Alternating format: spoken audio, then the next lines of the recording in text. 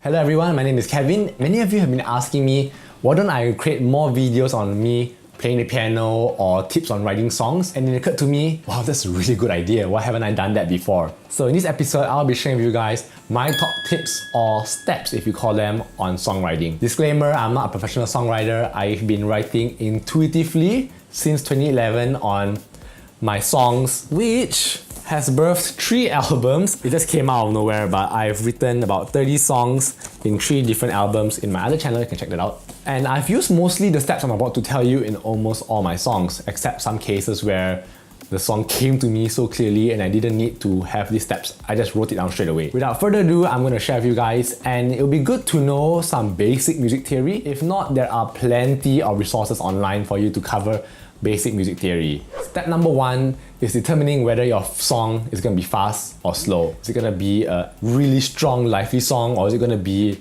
a calm song? You kind of categorize it into that. So fast song and slow song, which leads into the second point, determining your tempo. For me, I would say that songs about 80 beats per minute or less are considered slow, whereas songs that are 100 beats per minute and above are quite fast. And for me, generally, all my songs are 70 beats per minute. That is really slow. So for example, I'll play one for you now. It's my favorite, While Your Tears Keep Falling. This is 71 beats per minute. It's really slow. You can actually hear how calm it is.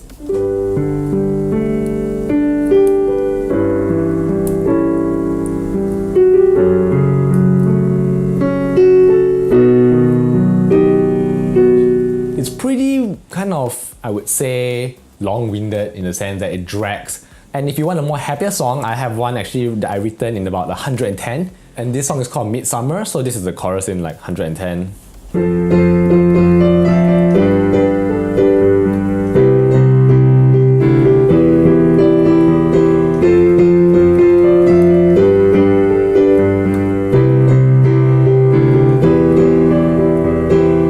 It's more faster actually, you can actually hear it beating like that. Whether your song is fast or slow can give you the tempo that you need, and that will help you create the setup for it. Which leads to the third point, determining the mood of your songs. So there are actually plenty of ways to write a song's mood. And if you see this chart over here, there are basically 8 different types of mood by this researcher. And if you split it up to even more, I would say there are 2 defining types, the positive ones and the sad ones. So if you look through the list, you might identify with some of these moods and you can channel it using your emotions into your songs. You pick one that you think kind of resonates with what you want to tell. Example, most of my songs go towards the sad part, and key things that I like to highlight are nostalgia, sadness, depression, loneliness, basically everything that is sad. Now the next thing to consider is what key signature to write your song in. There are actually, I don't know, maybe like 12 key signatures out there. And if you look at this chart again, you can see that each different key signature has a designated description on what it portrays. There's like the F major, there is the A flat, there is the C major. So minor keys tend to be sad. Whereas major keys like A major tends to be very fun. So if you hear the A major,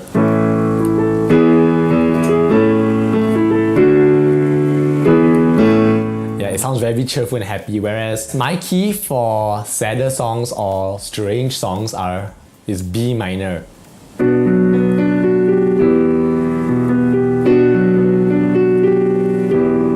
Right, it kind of sounds mysterious, doesn't it? So if you are going for that aim, you can actually choose the key signature accordingly to match the mood that you want. And I think a challenge that you can consider is choosing a key signature that is opposite of the mood you want, so it kind of contrasts and you build something even more creative. Like let's say you want to write a happy song but you choose C minor, right? That's a bit of a challenge actually, to write a happy song in C minor. Or you want to choose to write a sad song in A major. So you can actually consider clashing these kind of moods and you will challenge yourself to create something amazing, I think. I find myself always choosing F major to play in because my fingers kind of glide towards this key the most, like the F and the B flat. It sounds very optimistic but with a slight tinge of melancholia. So for me, F is my favorite key to work in. The next thing to consider, which is one of the main backbone of a song, is the song structure. And this, I would say, is very similar to writing stories in books, where you have this chart called the plot structure or the story exposition graph showing where it starts and how it builds up. So a song is very similar. If you know your song in your head or what you want to tell, since songs are usually stories, you can actually translate it into a chart on how intense it gets from starting calm to intense. Breaking down the song structure, you can actually use something that most pop songs are using now. You start with the verse 1, the chorus, the verse 2, the chorus again, and then the bridge before the final chorus. This, I think, is the most common song structure nowadays. And if you want to try to translate it into this graph, you can see that it sort of fits into it, where it builds all the way up. Verse 1, chorus, verse 2, chorus, bridge, and then it builds the most at the last chorus before it goes down to the ending.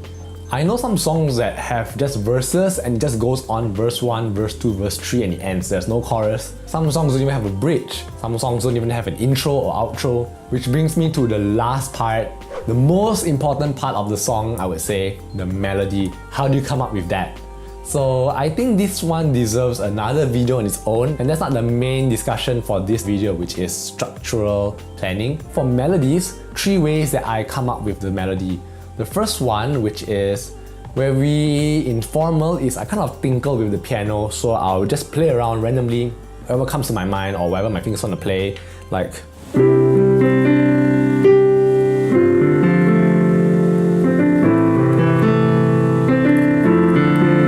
And I think, oh, that's good, or maybe I try something else in a different key, or I'll change chords, maybe now I'll try, or if I don't like it, I'll just scrap it off and I try something else. It's very important to always keep playing the piano. You never know what your fingers might play. It's very random, but it works. Another way that I think of melodies, this one is a bit abstract, because sometimes I think melodies in my head. When I'm showering, I'll be humming a tune and I realize, oh, that's a very nice melody. I need to remember it in my head immediately and play it on the piano. It's kind of like I thought of it in my head strategically, and then I play it down to reinforce the melody before I forget it. And the last method, which I think is the hardest, which I have not tried personally, but I know some people do, their music writing using music theory. Like they use things like circle of fifths and triads to determine what the next chord will be. You need to have very strong music theory background and knowledge for that. So to recap on the whole thing, so you start with number 1, is it a fast or slow song? What's the tempo that you're going to set with? Third, the mood. Is it a happy song? Is it a sad song? And then the fourth, you pick the key that goes with it, that matches the essence of the song the most. Fifth, what is the song structure of it? Is it going to be a full-scale song with an intro to outro, or is it just going to be a few verses that repeat? Or maybe it could be a chorus, bridge. I don't know how that works, but you can try it out. And the last one, what is the melody that kind of governs everything? The melody is the one that controls the timing, the pacing, and even the mood. So do consider your melody. If you have it first or not, you can try it last. So that's it for my steps on creating music. I hope that it's very informative. If you do learn something from it, don't forget to give a thumbs up of this video and subscribe. Thank you so much for watching, and I'll see you guys next time. Bye!